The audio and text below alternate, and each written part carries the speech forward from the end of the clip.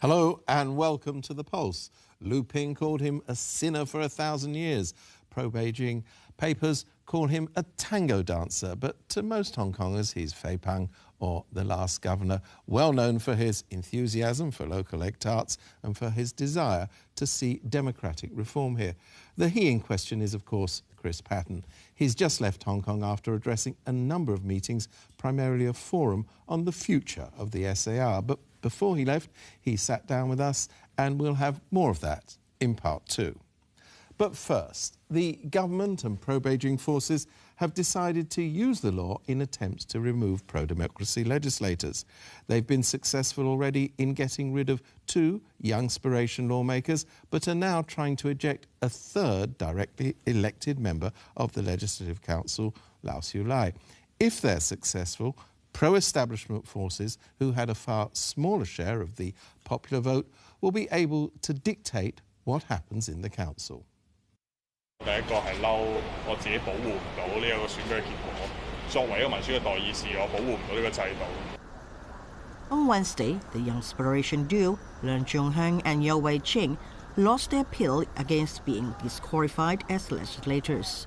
The Court of Appeal went further than the lower court in stating that the National People's Congress interpretation of the law on the oath-taking underpinned the justification for their ousting. The ruling has profound implications for Hong Kong's constitutional framework. The Youngspiration pair have yet to decide whether to challenge these findings at the Court of Final Appeal. They have already run up an enormous bill for legal costs and will have to pay the costs of both sides in this hearing. This may well weigh on their ability to finance another appeal. The clerk of LegCo will now start the proceeding of gazetting the 2 vacancies. So either today or tomorrow morning, we will send the gazette application to government so that the earliest would be Monday, the latest would be Tuesday, just before the statutory deadline for the clerk to gazette the 2 vacancies. Meanwhile, Chief Executive Leung and Justice Secretary Rimsky Yuen presented a legal challenge against the validity of lawmaker Lau Siu-lai's presence in LegCo. And the government is now talking about removing 3 other legislators on legal grounds. Lai and other pro-democracy legislators have angrily responded to this, calling it political persecution that will severely hinder the work of the Legislative Council. With us in the studio are Edward Leung of Hong Kong Indigenous and senior counsel and founder of the Path of Democracy, Ronny Tong. Edward Leung, can I come to you?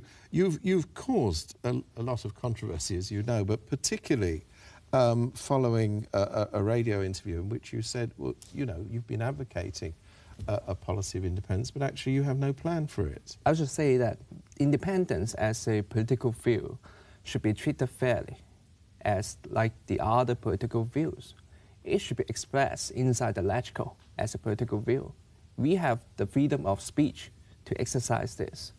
But in fact, right now, the government is trying every means they have to oppress this kind of political view, to manipulate the law, to intervene a pending court case, just to stop this voice being heard inside the LegCo. But just on this specific point, I mean, if you are advocating a policy, surely you must have some kind of plan for implementing it. My original plan is to get into the LegCo and use it as the main platform to promote our ideology and to debate with the other politicians inside the LegCo. Isn't that politics, how politics work?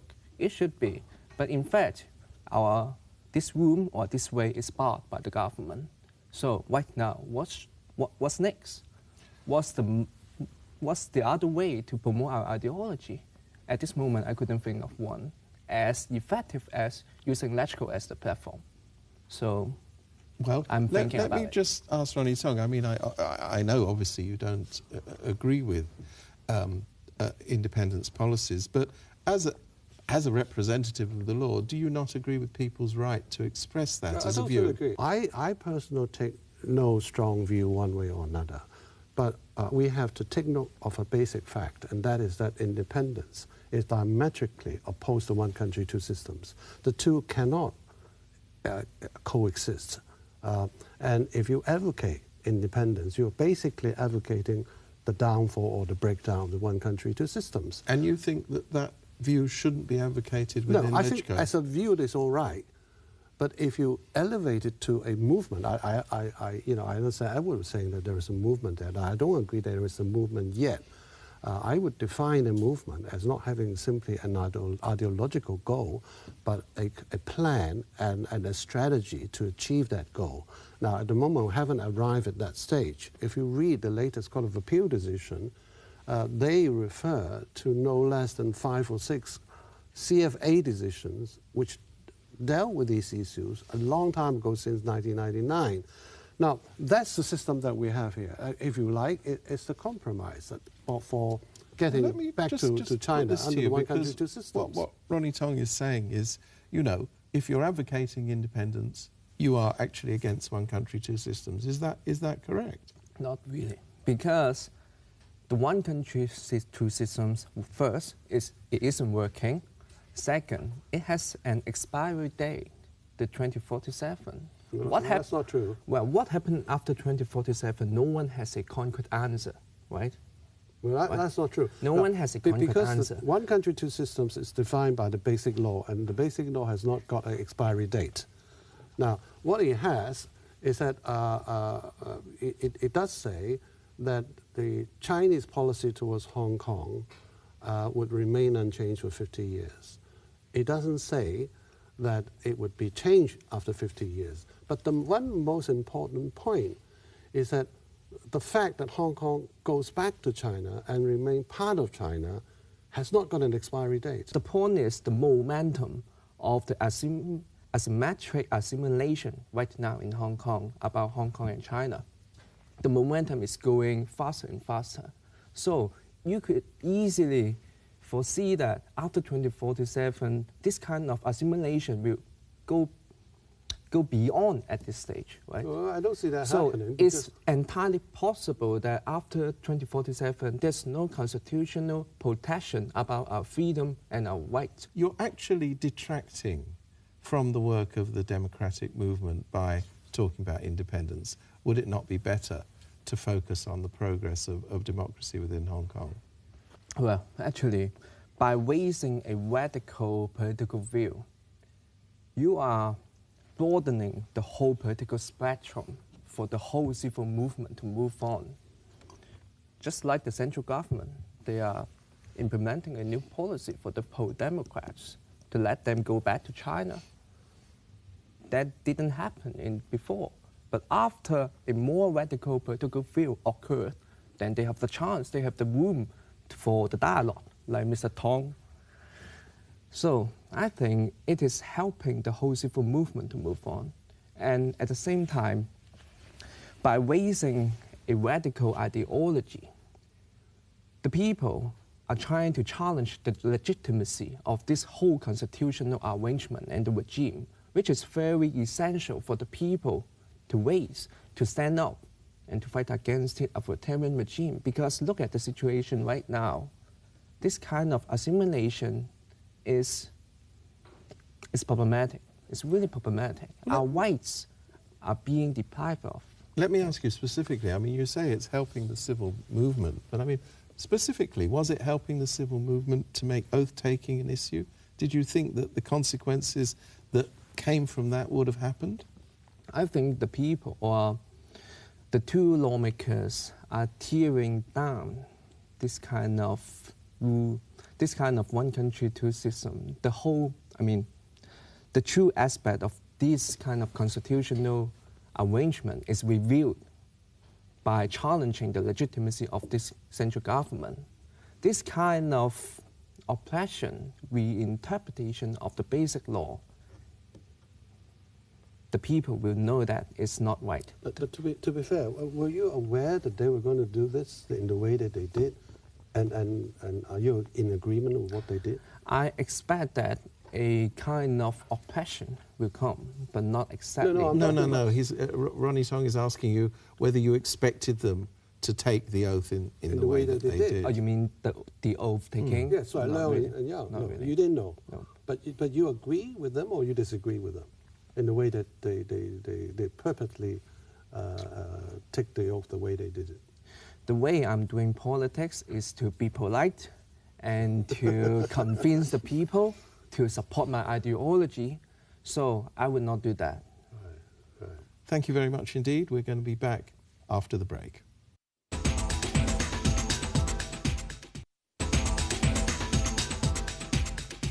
Welcome back.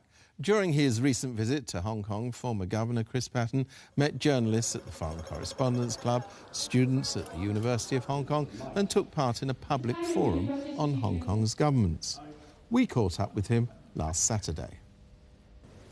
There are people who say that, for example, your visit here this week is unhelpful, that, you know, you've been Governor of Hong Kong, you should just shut up, keep out of it now. What do you say to that? Well, I come back a lot less frequently than I'm invited. And I came back this time principally to speak at a seminar on good governance. And I come back because I'm obviously concerned about the treaty which underpins Hong Kong's status and freedoms, the Joint Declaration. As I've said many times, it wasn't the Chinese declaration, it was a treaty drawn up between Britain and China, and I had some part in trying to implement it before 1997, and I'm keen to see it implemented for as many of the 50 years after 1997 as are available to me. I don't imagine all of them will be. Because I'll be over 100 by 2047. But I'm keen to play my part in the international community in trying to check out what's actually happening here. But you are, if I may say so, one of the few people who actually talk about the Joint Declaration. I'm not talking about Beijing. I mean, in the British government, I think it's almost a non-subject, particularly under the Cameron administration, which had a policy of getting as close to China as possible with no hint of criticism. Well, there's a report every 6 months or so on how things are going in Hong Kong, which is a result of the Joint Declaration.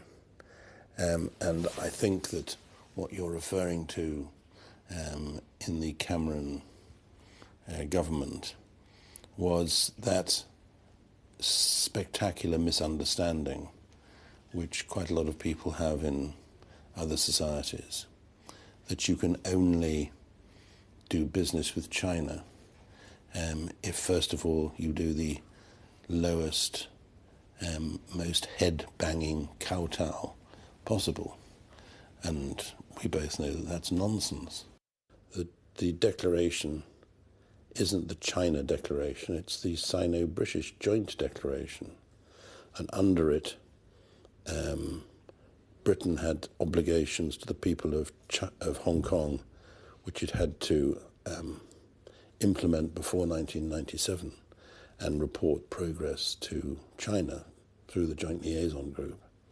And after 1997, China has commitments to the people of Hong Kong, and Britain has a treaty interest in how those are discharged. I noticed that Chinese officials very rarely talk about the Joint Declaration, but it's there, and it's a treaty lodged at the United Nations. And I don't think they want to be seen to be people who break their word. It's unclear how far the interpretation by the National People's Congress is actually an attempt to rewrite Hong Kong's laws. But I imagine that the next significant development will be the ruling of the appeal court, and then it may, I suppose, go to the Court of Final Appeal. What I couldn't really understand was why the NPC felt obliged to do it. The issue was being handled by the Hong Kong courts. I think it's an issue which Hong Kong people can manage and look after themselves. I think breaches of the joint declaration, like, for example, the abduction of those publishers in Hong Kong, it was taken up by not only the British government, but by other governments around the world. And I think it was a cause of huge embarrassment to China. I wondered at what level the decision to make that abduction was made. I mean, none of us knows, but I think it might have been excessive enthusiasm by some secret police or equivalent. And just before we get off the whole area of foreign intervention, if you like, in Hong Kong affairs, the Chief Secretary of Hong Kong has been saying for the last 2 years that he has irrefutable evidence that foreign forces were behind the Occupy movement. He hasn't produced it as of yet. But, I mean, do you actually think there are foreign forces who would be interested in intervention in Hong Kong affairs? Why? I mean, no, I certainly don't. Maybe fairies or gnomes, or people who come down the chimney with Christmas presents. Maybe they're active. But I don't think there are malign foreign forces skulking around in the shrubbery to do Hong Kong damage. I think that's absurd. I think it's perhaps understandable that frustration at the lack of progress has encouraged some to go further and argue for independence, whatever that means. And I don't think that's sensible. And I think it risks losing the moral high ground, which those, on the whole, young democracy activists had gained. And I think it risks splintering their support, because an awful lot of people who are actively supporting their arguments about democracy will regard what they say about independence as a delusion. I observe in passing that nobody's ever made any money betting against Hong Kong. And Hong Kong usually comes out on the right side of the argument, and certainly on the right side of history. So I think that sort of underpins my optimism about Hong Kong. I think by and large my belief that freedom usually wins the day and that democracy usually comes out on top. I think history is on the side of that, technological development is on the side of that. So I think democracy will outlive authoritarianism. You're making this statement in a year in which Donald Trump has become president, in which there's crackdowns in the democratic system in Turkey, in Russia, in which anti-democratic forces are gaining ground Putin, all over Europe. There's Putin, there's Erdogan, there's Orban. Sure, but I still think that freedom will win out at the end of the day. That doesn't shake your confidence? Well, what it does for me is to underline 2 or 3 things. First of all, the importance of not allowing social media and the internet to undermine the pursuit of truth in journalism and elsewhere in life, because I think that's really important.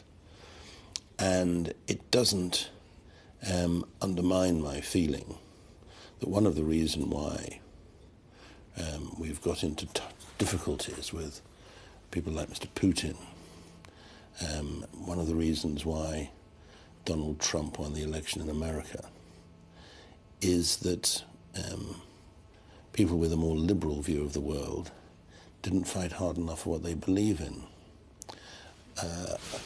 I do think that that what's happened this year should be a wake-up call, to use a cliche. It's certainly the case in Britain with the so-called Brexit. For years we allowed a view of Europe to take root, which bore no real relation to the reality, because people were fearful of arguing with tabloid editors and taking on rank prejudice. And I think that's been a rather salutary lesson to us all. I'm not going to, I mean, I don't think I'm thought to be generally somebody who holds his tongue, but I'm even more determined to speak out now because of some of the things I've seen happening in the world, which I think are potentially awful. Lord Patten, thank you very much indeed. Thank you very much indeed. Well, that's it from us for this week. We'll leave you with images of Cuba's former president, Fidel Castro, who died last Saturday at the age of 90. And we'll see you next week. Goodbye.